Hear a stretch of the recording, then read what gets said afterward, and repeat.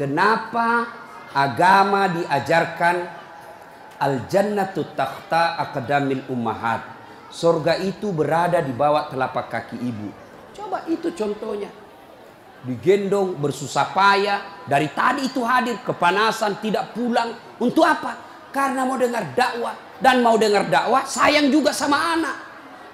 Makanya adik-adik sekalian, ketika Anda durhaka sama ibumu, maka jangankan kau masuk surga, baunya surga diharamkan bagimu. Dengar ini cewek-cewek, sopan sama cowoknya, kurang ngajar sama mamanya. Kalau mamanya yang kasih tahu, apa sih mama tahu, itu kan dulu. Sekalinya cowoknya aja, iya deh bang, terserah abang aja deh, saya ikut, mana yang baik. Dongo. Tahu dongo? Beleng-beleng. Tahu beleng-beleng? Itulah makanya. Adik-adik sekalian, kalian mau sukses, muliakan orang tuamu. Tidak perlulah kau kursus kiri kanan. Muliakan orang tuamu, Allah yang angkat derajatmu. Itu janji Allah. Biar kau sekolah tinggi-tinggi, tapi kau tidak hargai bapakmu, kau hina orang tuamu, bisa jadi kau dapat kerja, tapi kerjaan yang kau dapat makin jauhkan kau dari agama. Bisa jadi perusahaanmu lancar, tapi perusahaanmu justru menyeret kau masuk gampang neraka. Ada orang tidak cerdas, tidak terlalu berkualitas dirinya, tapi dia muliakan orang tuanya, Allah angkat derajatnya. Maka adik-adik, muliakan orang tua, enak hidupmu. Itu tadi model anak sekolah. Kalau kita model yang sudah punya istri, bagaimana modelnya Ustadz durhakanya? Takut sama istrinya. Dapat rezeki, suaminya bilang, bu, sudah lama kasihan ini nomor antrinya bapak, mau haji tidak dapat-dapat, ini ada kasihan duit, bagaimana kalau kita kasih umroh dulu ibu, bapak kita kasih umroh dulu di kampung. Apa langsung dia bilang istrinya, apa? Bapakmu terus. Apa? Mamamu terus. Langsung dia bilang suaminya, sudah Mipalek, terserah kau. Ada begitu di sini? Ada. Beleng-beleng. Apa kamu takut sama istrimu? Nawamu semua dia kau ambil semua.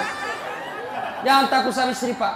Bapak tidak bakal bahagia dalam hidupmu kalau kau lebih takut sama istrimu untuk membahagiakan orang tuamu. Nah.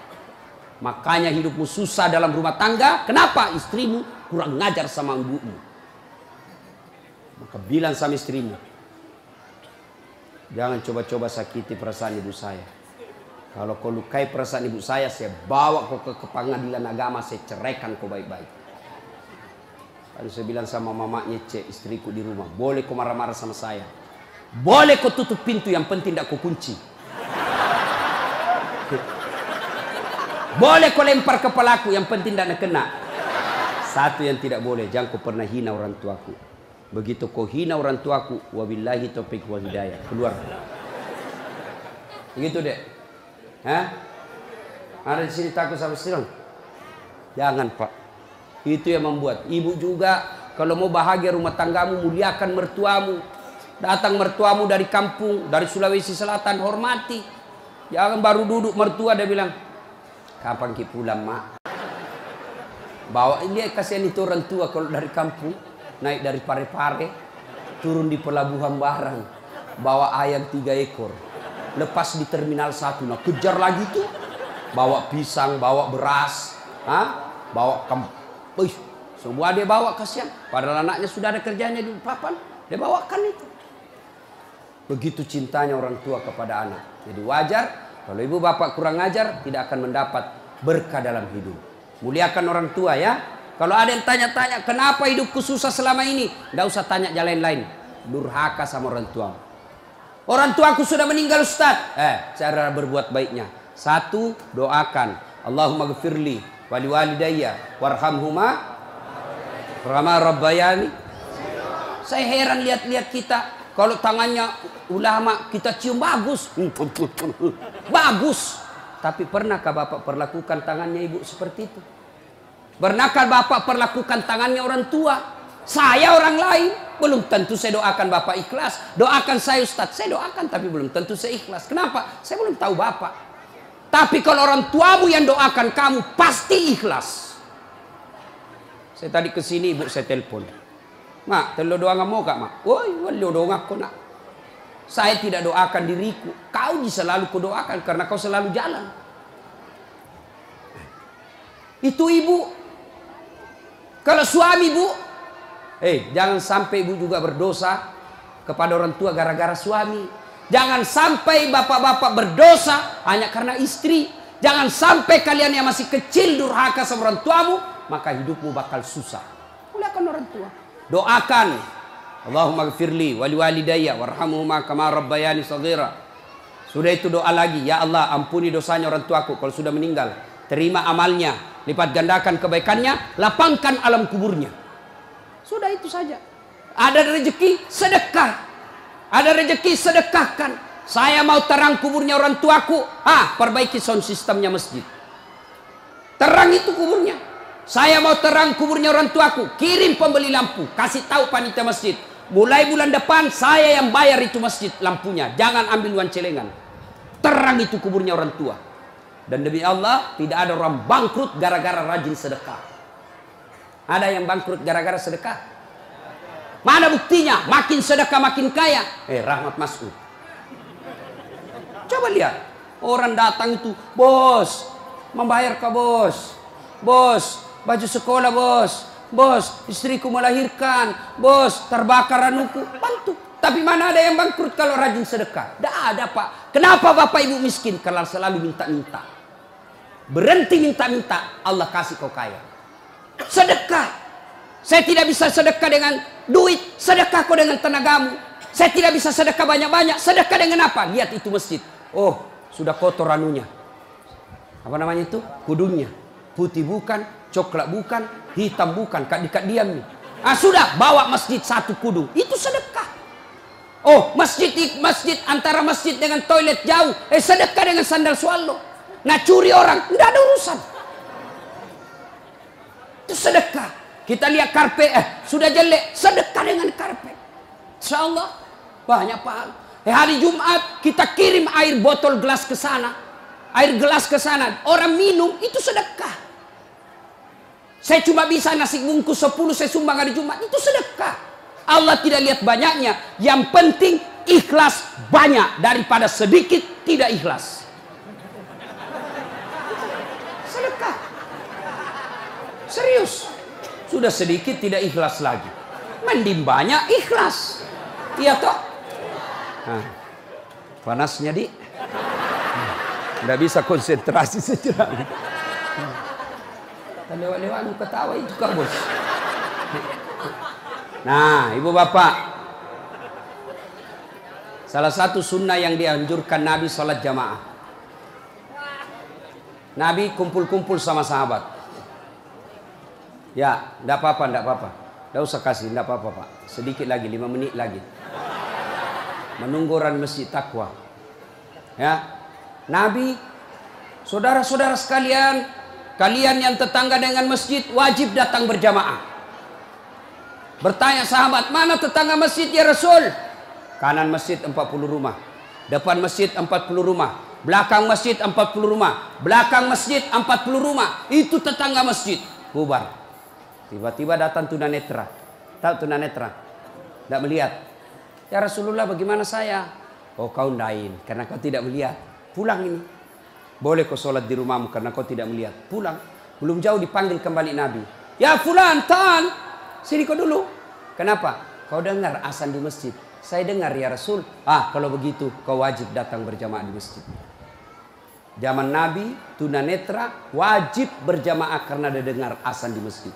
Kalau ini hadis diterapkan Pak, penuh ini masjid jamaah. Kenapa? Kalau azan di menara sampai di ujung-ujung rumah dia dengar. Dan alhamdulillah masjid selalu ramai jamaahnya Pak. Terutama kalau subuh penuh sampai di luar. Tidak ada di dalam. Yang di dalam orang tua sudah pensiun. Kentara itu kalau subuh orang tua Pak, bau minyak gosok baru kita masuk pintu. Minyak angin, minyak gosok, cap tawon, tidak ada Bulgari. Orang tua semua di dalam masjid. Kenapa orang malas ke masjid?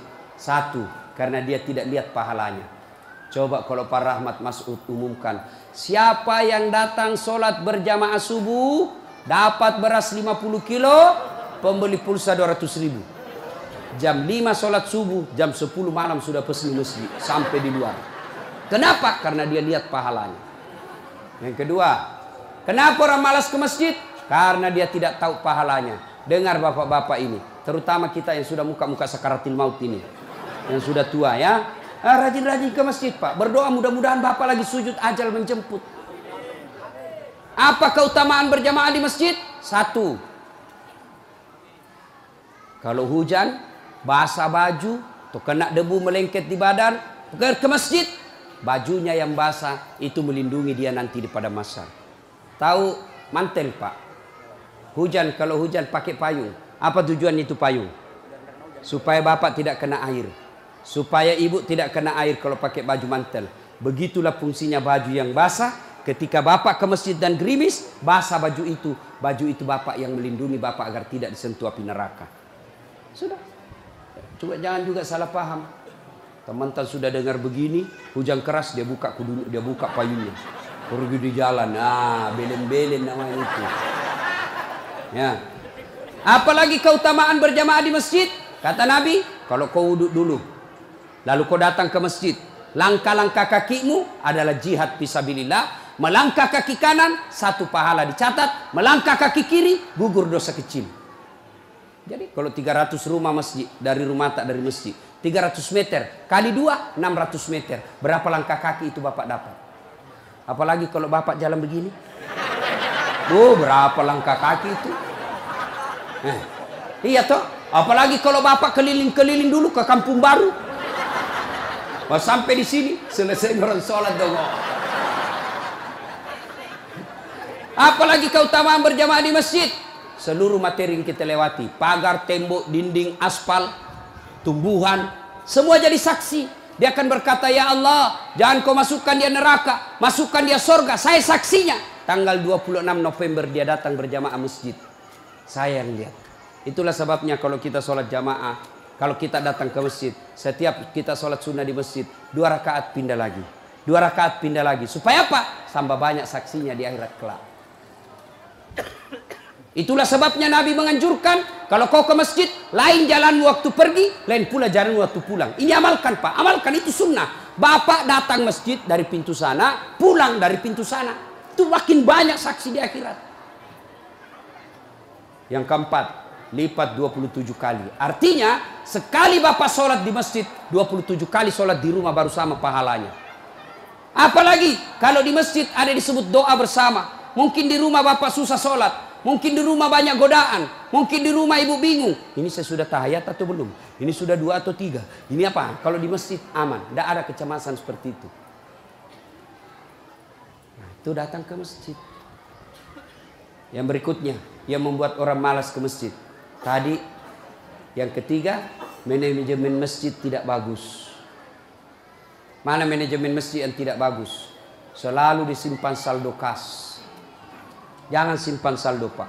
Dengar ini panitia masjid. Bapak kalau simpan saldo kas di masjid, bapak yang tanggung dosanya, tidak jalan amalnya orang. Saldo kas 80 juta. Jangan simpan. Cari orang yang susah, yang rajin berjamaah. Ada utangnya di bank, bayarkan supaya dia lepas dari kredit. Boleh itu. Baru dia suruh cicil ke masjid. Kalau dia di bank berbunga, makin susah hidupnya. Boleh. Saldo kas 80 juta. Kita mau kencing tidak ada air. Kerannya rusak-rusak. Simpan, jangan. Berhenti jadi panitia kalau bapak tidak bisa urus masjid. Yang sudah tua mundurlah. Kasih anak muda. Ini masjid bukan perusahaan punya. Begitukah di sini? Hah? Jangan marah Pak. Siapa suruh kau panggil Kak? Mau kok. Demi Allah Pak, bapak tanggung kalau amalnya orang tidak jalan. Bapak coba kalau itu uang cuma 100.000, tapi diberikan keran, maka selama keran itu berputar, selama itu orang yang punya uang dapat pahala. Tapi kalau dia cuma di bank disimpan, tidak jalan amalnya. Belikan dispenser, belikan kopi. Tidak apa-apa, boleh. Jangan ditulis di masjid, dilarang tidur. Siapa yang larang tidur di masjid? Tidak ada dalilnya. Ayo, Bapak pernah ke tanah suci di Madinah? Pernah ke Mekah? Ada tidak ditulis dilarang tidur? Tidak, Pak. Barangkali ada orang tidak bisa tidur di rumahnya, dia datang ke masjid supaya bisa tidur. Itu memang boleh. Yang tidak boleh, ngiler. Maka kalau kau mau tidur di masjid, bawa kau bantal. Kalau tidak bisa, kau gelisah kau di rumahmu. Bertengkar kau sama istrimu. Istrimu ngomel terus. Maka dia bilang, jangan kau pulang. Merdeka.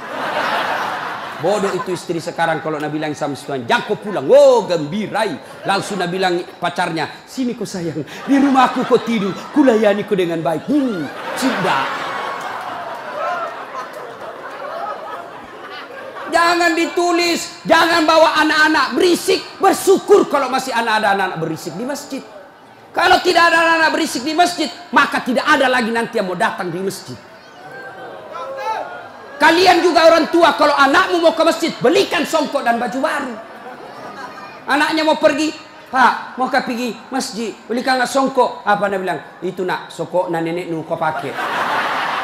Anaknya nomor 7, songkok na nenek na nomor 10. Tak buas si songkok nama buas si. Berteriak ni temannya, Pak Doja, Pak Doja, Pak Doja. Tidak mau ya nak tak pergi masjid. Hei. Itu pentingnya anak muda jadi pengurus masjid. Karena kalian kalau sudah tua tidak ada yang tahu.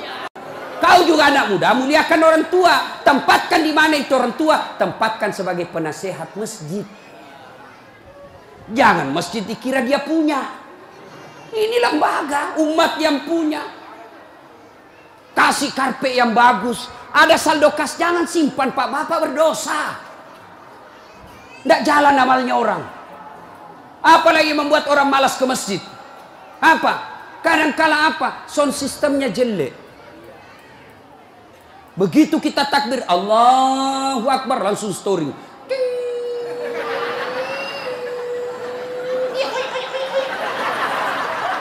Mau ki perbaiki, sudah maki takbir, terpaksa si tangan ki.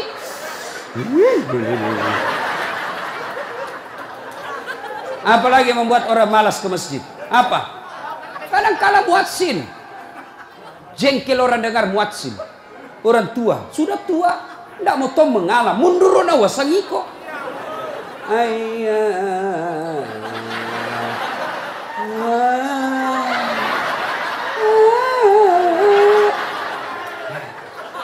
Nah mudah, iya siro tomato, iya siro. Ayo coba. Iya.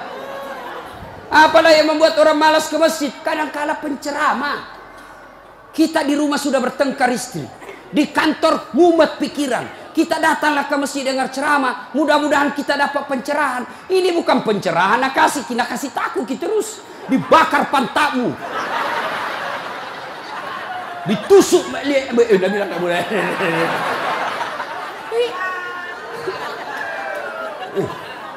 Iya. Apalagi yang kasih malas orang ke masjid. Kadang-kala apa? Imam. Ada juga imam suka sekali baca panjang. Tidak tahu juga apa nak baca. Nagaret memi. Dalin. Amin. Al-Fatihah paling nak baca.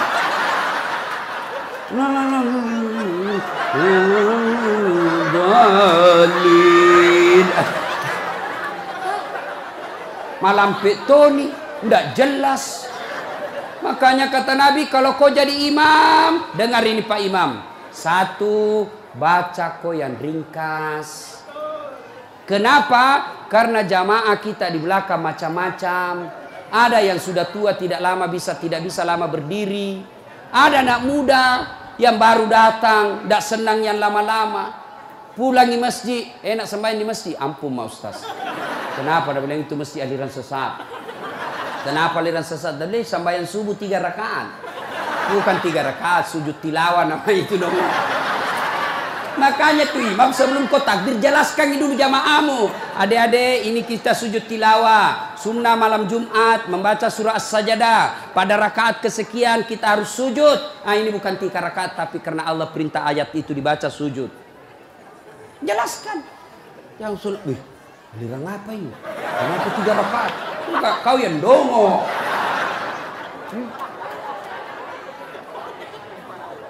Tidak bisa orang lama-lama di belakang, Pak. Mungkin ada orang mati yang ya karena dia tobat usia senja, tidak bisa lama kasih berdiri. Batena musessa, nak kena naik lagi kepalanya, belum bisa selesai. Nah, ular, malampir jatuh lagi, naik ular lagi. Ada barangkali di dalam jamaah Satpol PP yang pakai sepatu baru. Lama aku baca, nah lupa simpan baik-baik sepatunya. Pasti dia, hilang di sepatu. Bapak Iman sesat. Maka pasti dia tidak khusyuk. Ada barangkali juga ibu-ibu yang sekali kentut sudah makan pete.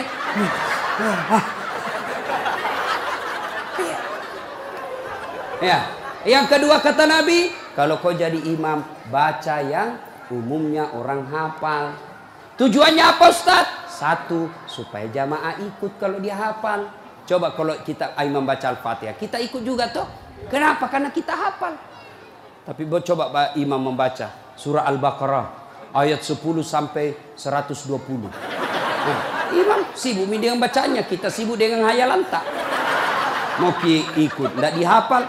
Mau ruku, belum ruku, terpaksa dibaca semua pengumuman masjid.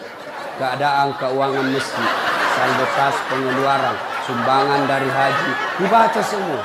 Belum selesai ini sudah dibaca satu palampang ini, satu ini dibaca lagi Persatuan Guru Republik Indonesia. Belum selesai imam dibaca lagi bajunya tim sukses Rahmat Masud, calon wali kota Balikpapan. Semua Pak dibaca. Siapa salah?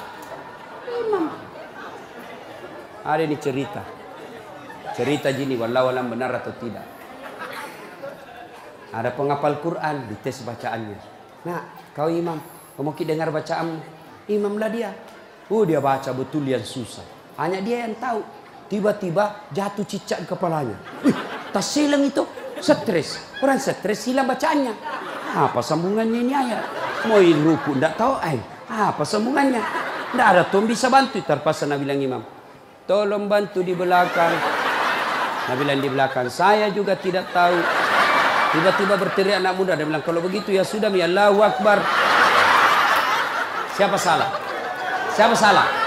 Siapa salah? Ini waktuku kuliah ini, kisah nyata. Waktu saya KKN. Belum Pak jadi ustaz waktu itu. Ada temanku, baru kenal ceritanya ini. Pikir sholat di posko. Dia pakai gamis. Baju itu, baju ustaz. Aku bilang, alumni pesantren ini. Kayak imam. Dialah imam. Al-Fatihah lancar. Begitu dia baca Al-Kafirun, aku bilang aja macam apa? Macam apa ini? Wala antum abiduna ma a'bud, wala ana abidum ma abattum, wala antum abiduna ma a'bud, wala ana abidum ma, wala antum abid, wala ana. Jengkel temanku yang anak fakultas sastra. Langsung teriak, Nabi bilang, "Woi, kenapa itu tak putar-putar tidak mau sampai?" Nabi bilang, "Ini imam, ilmi juga kupikir." Kacau sholat. Siapa salah? Siapa salah? Imam. Ini waktuku SD di kampung, sembahyang asar. Sujud Pak Imam lama sekali. Apa ini imam lama sekali sujud?